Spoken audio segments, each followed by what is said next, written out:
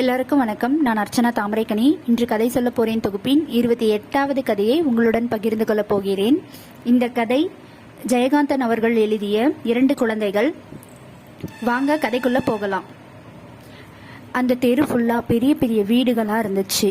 வீட்டுக்கு பக்கத்துல ஒரே கொட்டகைகளா இருக்கும். எல்லா வீட்டுக்கு பக்கத்துலயும் சின்ன சின்ன கொட்டகைகள் இருந்துச்சு. வீடுகள் எல்லாமே ஒரு டாக்டரோடதோ வக்கீலோடதோ பெரிய பெரிய தொழிலதிபர்களோடதோ இந்த மாதிரி தான் இருந்துச்சு. அந்த தெரு ஃபுல்லாவே அந்த கொட்டகைகள் இருந்தது இல்லையா, அதுல ஒன்று பசுக்களோ இல்லை ஆடு மாடுகளோ மேய்ச்சாங்க வச்சிருந்தாங்க, இல்லாட்டி கார்கள் நிறுத்தப்பட்டிருந்துச்சு. இப்படிதான் இருந்துச்சு. அந்த தெருக்குள்ள சிகப்பியும் அவளுடைய மகன் சோனையாவும் எங்கேயாவது தங்குறதுக்கு இடம் கிடைக்குமான்ட்டு தேடி தேடி அலையிறாங்க. யாரும் அவளுக்கு இடம் கொடுக்கல. மாடுகளுக்கும் காருக்கும் கொடுத்த இதை கூட சிகப்பிக்கும் சோனையாக்கும் கொடுக்கல. ஆனா அதே தெருவில் ஒரு ரிட்டையர்டு சப் ரிஜிஸ்டரோட மனைவி ஒரு மாமி இருக்கிறாங்க. அவங்க இவங்களுக்கு அந்த கொட்டகையில இடம் கொடுக்கறாங்க. அதனால அவ அந்த இடத்துல தங்கிட்டு அங்க இருக்கிற அவங்க கொடுக்குற பழைய சாதம் இதெல்லாம் சாப்பிட்டுட்டு பக்கத்துல ஏதாவது வேலை இருந்தா அதை பார்த்துட்டு இருந்தா. அந்த தெருவில் ஒரு விறகு கடை இருந்துச்சு. அந்த விறகு கடைக்கு போயிட்டு விறகு சுமையை எடுத்துட்டு போய் போட்டா அவங்களுக்கு காலனா கிடைக்கும். அப்படி அந்த விறகு சுமையை எடுத்து அவ போட்டுட்டு அவ பிள்ளைக்கு ஒரு முறுக்கு காலனாக்கு முறுக்கு வாங்கி கொடுத்துட்டு அடுத்த சுமை எடுக்க போவாங்க. அவங்க எல்லா வேலையும் முடிச்சுட்டு வர வரைக்கும் அந்த சின்ன பையன் இருக்கான் இல்லையா சோனையா, அவன் அந்த முறுக்கு சாப்பிடவே மாட்டான். அம்மாக்காக காத்திருப்பான், வெயிட் பண்ணிட்டு இருப்பான். அம்மா வந்ததுக்கு அப்புறம் அம்மா இந்தா அப்படின்னு நீட்டுவான். அம்மா பையனுக்காக சும்மா ஒரு அணில் குறிக்கிற மாதிரி கொஞ்சமா குறிச்சிட்டு போதும் ரசானியே சாப்பிடு அப்படின்னு சொல்லுவாங்க.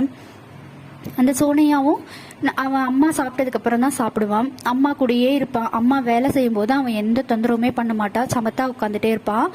அவன் இருக்கிற இடத்தை தாண்டி எங்கேயும் போகவும் மாட்டான், யார்கிட்டயும் பேசவும் மாட்டான். இது போக அந்த விறகு சுமை இல்லாத நேரத்துல அந்த சிகப்பு என்ன பண்ணுவாங்கன்னா, தானியங்கள் இருக்கு இல்லையா கடைகள்ல, அந்த தானியங்கள் எல்லாத்தையுமே புடைச்சு கொடுப்பாங்க. எல்லாத்தையுமே கிளீன் பண்ணி அதுல இருக்கிற டஸ்ட் எல்லாம் இது பண்ணி கொடுப்பாங்க. அப்புறம் எல்லா வீட்லயுமே வீட்டு வேலை, துடைக்கிறது, பெருக்கிறது, சாமானம் விளக்குறது, இந்த மாதிரி எல்லா வேலைகளுமே இழுத்து போட்டு செய்வாங்க.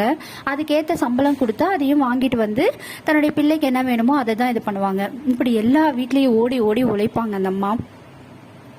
இப்போ அந்த சுப்பு ஐயர் இருக்காரு இல்லையா, அவங்க வீட்டுல எப்பயாவது வேலை செய்வாங்க. அந்த சுப்பு ஐயர் யாருன்னா அந்த மாமி, அவங்களுக்கு இடம் கொடுத்தாங்கல்ல அந்த மாமியோட அவங்க வீடு, அவங்களுடைய ஹஸ்பண்ட் தான் அந்த சுப்பு ஐயர்.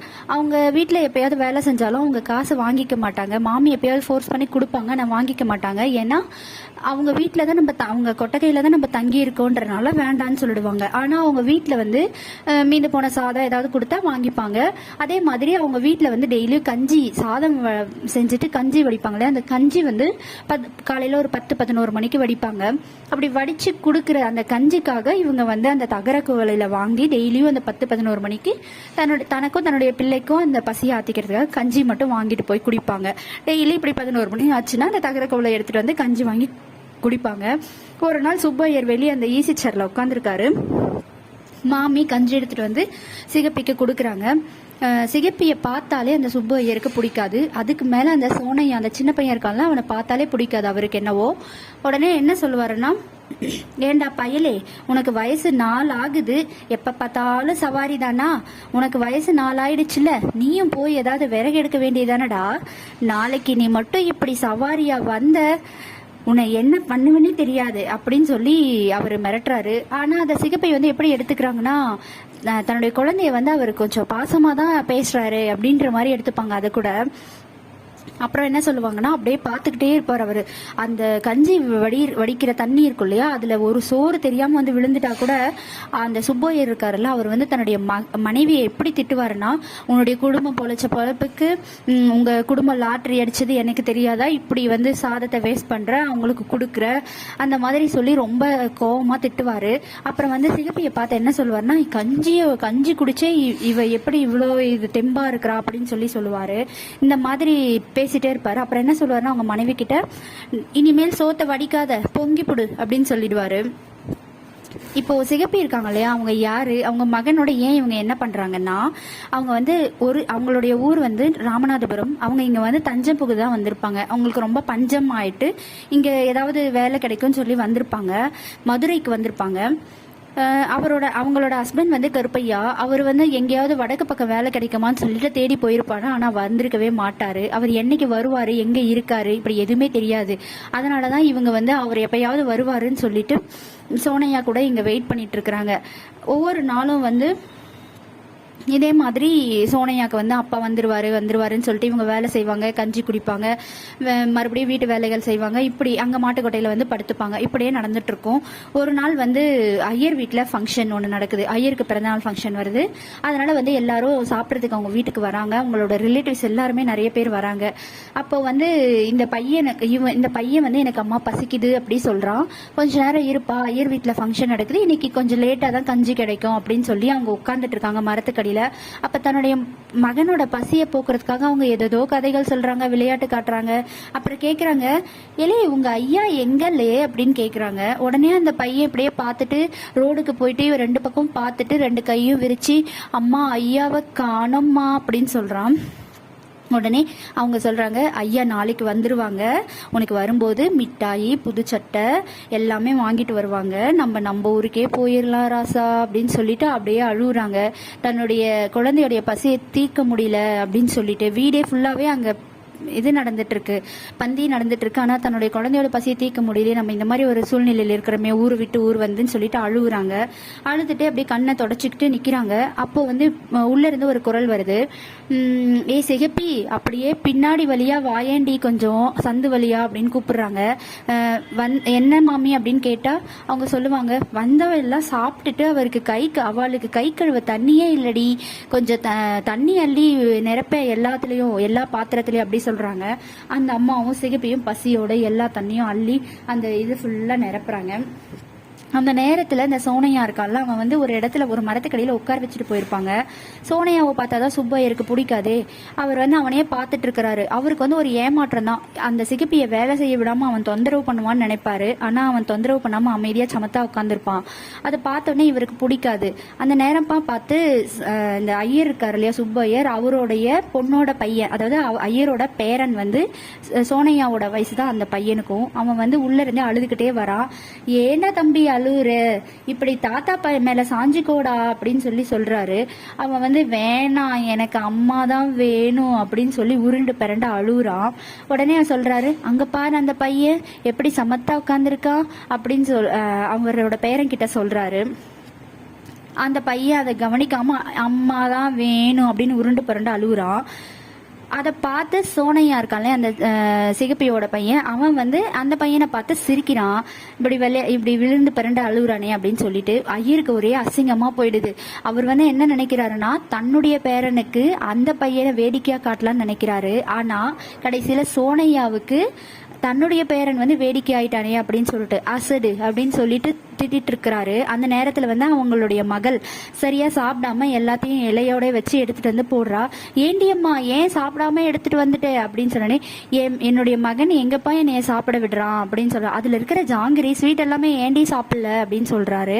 உடனே எனக்கு எங்கப்பா சாப்பிட விடுறான் இவன், நான் அப்புறமா பாத்துக்கிறேன்ப்பா அப்படின்னு சொல்றான். சரி தம்பியை தூக்கிட்டு போய் அவனுக்கு ஒரு ஜாங்கிரியை கொடு அப்படின்னு சொல்றாரு. அந்த இலையில அவங்க மகள் போட்ட இலை இருக்கும் இல்லையா, எச்சி இலை, அதுல வந்து அவங்க அந்த ஸ்வீட்டு ஜாங்கிரி இதெல்லாமே வச்சிருப்பாங்க. வச்சுட்டு அப்படியே போட்டுட்டு இருப்பாங்க அந்த எச்சில் இலைகள் போடுற இடத்துல. உடனே இந்த ஐயர் என்ன பண்றாருன்னா, ஏலே சோனையா இங்க வாழை அப்படின்னு கூப்பிடுறாரு. கொஞ்சம் தூரத்துல நிக்க வச்சுட்டு என்ன சொல்றாருன்னா, அங்க இருக்கு பாரு மிட்டாய், உனக்கு மிட்டாய் பிடிக்குமா அப்படின்னு கேக்குறாரு. ஃபர்ஸ்ட் ஜாங்கிரி பிடிக்குமான்னு கேட்பாரு. அவர் அந்த பையன் அவனுக்கு புரியாது என்னன்னு சொல்லிட்டு, உடனே மிட்டாய் அப்படின்னு சொல்லிட்டு ஒரு மாதிரி சப்பு கொட்டி காட்டுவாரு. அப்போ வந்து அவனுக்கு புரியும். உடனே அங்க இருக்கு பாரு போய் எடுத்து சாப்பிடு அப்படின்னு சொல்லுவாரு. அந்த பையனும் விளையாட்டா போய் அந்த ஜாங்கிரி, அந்த எச்சில இருக்கு இல்லையா, அந்த ஜாங்கிரியை தன்னோட பிஞ்சு கையால எடுத்து வாயில வைக்கிறதுக்கு போகும். அப்போ பின்னாடி இருந்து அவங்க அம்மா வேலையை முடிச்சுட்டு சிகப்பி வேகமா வந்து, ஏலே என்னலே பண்ற அப்படின்னு சொல்லிட்டு கையை தட்டி விட்டுட்டு, நான் உன்னை என்னுடைய எலும்பை முறிச்சு வேலை செஞ்சு உனக்கு கஞ்சி ஊத்துற, நீ இப்படி எச்சையில இருக்கிறியே அப்படின்னு சொல்லிட்டு அடிச்சிடுறாங்க. 2 அடி அடிச்ச உடனே அவன் அழுதுகிட்டே இருக்கிறான். அழுத பிள்ளைய சமாதானப்படுத்துறாங்க.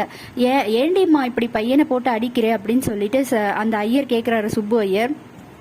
உடனே சிகப்பி சொல்றாங்க, நாங்கெல்லாம் ஏழைங்க சாமி, இப்பவே அவனை சரியா வளர்த்தாதான், இல்லாட்டி பின்னாடி பெரிய பொறுக்கி ஆயிடுவான் அவன் அப்படின்னு சொல்லி தன்னுடைய மகன் வந்து தவறா போயிடுவான் அப்படின்னு சொல்லிட்டு அவனை ஆசுவாசப்படுத்துறதுக்காக சரி சரி அழுவாத, இனி இப்படி பண்ணக்கூடாது அப்படின்னு சொல்லி தட்டுவாரு.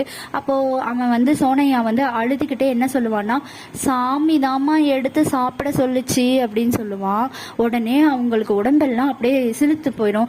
என்ன இப்படி பண்ணிட்டாரு அப்படின்னு சொல்லிட்டு பதச்சு இப்படி திரும்பி, என்னையா இப்படி பண்றீங்க நீங்க, உங்களுக்கு வேணும்னா உங்க எச்சல் பெருசா இருக்கலாம், ஆனா எங்களுக்கு அப்படி கிடையாது, உங்களுக்கு வேணும்னா நீங்க எடுத்துக்கோங்க, ஏன் எங்க பையனுக்கு எடுத்து கொடுத்தீங்க, ஏன் அவனை சாப்பிட சொன்னீங்க, எடுத்து சாப்பிட சொன்னீங்க அப்படின்னு சொல்லி கோவப்படுறாங்க.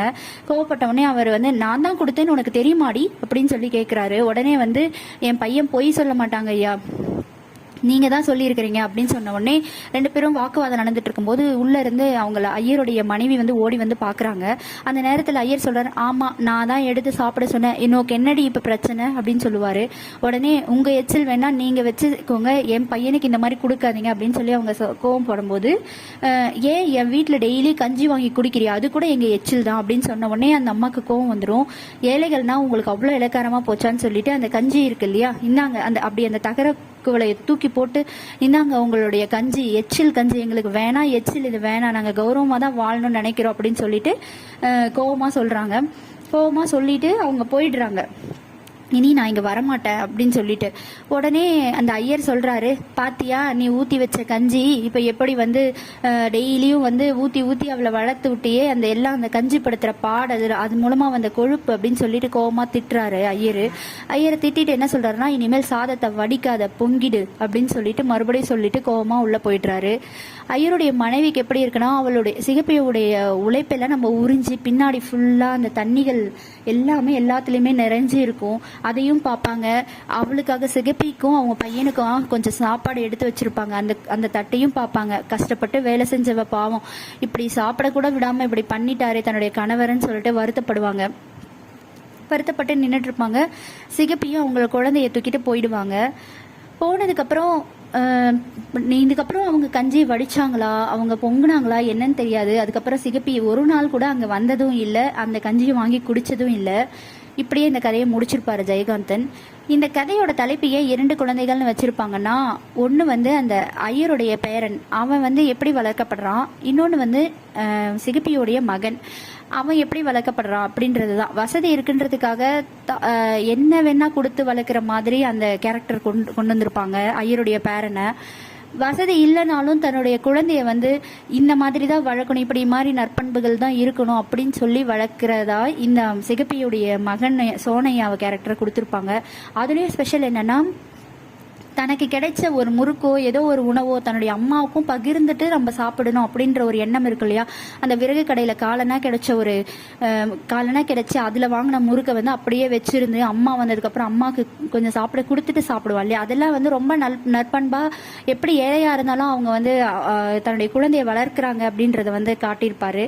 அதுதான் இந்த 2 குழந்தைகள். அது மட்டும் இல்லாம எவ்வளவுதான் வசதி இருந்தும், ஒரு சப் ரிஜிஸ்டரா இருந்தும், ஒருத்தர்கிட்ட ஒரு மனிதாபிமானத்தோட எப்படி நடந்துக்கணும்னு தெரியாத சுப்பு ஐயரும், அதே வீட்டில் ஏழையா இருந்து அந்த சுப்பு ஐயரை கல்யாணம் பண்ண அவங்க மனைவி இருப்பாங்களா, அவங்களுக்கு இருக்கிற மனிதாபிமானம், இப்படி எல்லா கேரக்டர்ஸுமே அவங்க வந்து ஒரு வெளிப்படையா இதுல காட்டியிருப்பாரு ஜெயகாந்தன். இதை கேட்கும் போதும் இந்த கதையை படிக்கும் போதும் என்ன இருக்குன்னா, எளியவர்களுக்கும் வலியவர்களுக்கும் எவ்வளோ ஒரு டிஃப்ரென்ஸ் இருக்கு இந்த சமூகத்துல. ஒரு எளியவர்களுக்கு வந்து வலியவர்கள் வந்து ஒரு தங்குறதுக்கு இடம் கொடுக்கறதில்ல, ஆனால் ஒரு காருக்கோ ஒரு பசு மாட்டுக்கோ ஒரு விலங்குகளுக்கோ கொடுக்குற முக்கியத்துவம் கூட ஒரு சக மனிதனுக்கு கொடுக்கறது இல்ல. அவங்க சாப்பிட்றதுக்காக வந்து அவங்க எளியவர்கள் தான் அவங்க வேலை செஞ்சது சாப்பிட்றாங்க. இருந்தாலுமே வந்து ஒரு எச்சில் நிலையில இருக்கிற ஒரு மிட்டாய் அந்த ஜாங்கிரி எடுத்து குழந்தைக்கு சாப்பிட சொல்ற அளவுக்கு வந்து ஒருத்தருடைய மனது வந்து வக்ரமா இருக்கும். அந்த மாதிரி எல்லாத்தையுமே இந்த கதையில சொல்லியிருப்பாங்க. இந்த கதையிலிருந்து நம்மளுக்கு மனிதாபிமானத்தோட இருக்கணும், ஒரு தன் மனைவியா இருந்தாலும் அவங்கள நம்ம எப்படி நடத்தணுன்றதையும், குழந்தை வளர்ப்பு பத்தியும், ஒரு எளியவர்களுக்கும் வலியவர்களுக்குமான வித்தியாசமும் இந்த சமூகத்துல எப்படி இருக்கிறது பத்தியும் இந்த கதையில ஜெயகாந்தன் அவர்கள் சொல்லியிருப்பாரு. கதையை கேட்டோ இல்ல படிச்சோ பாருங்க. நன்றி.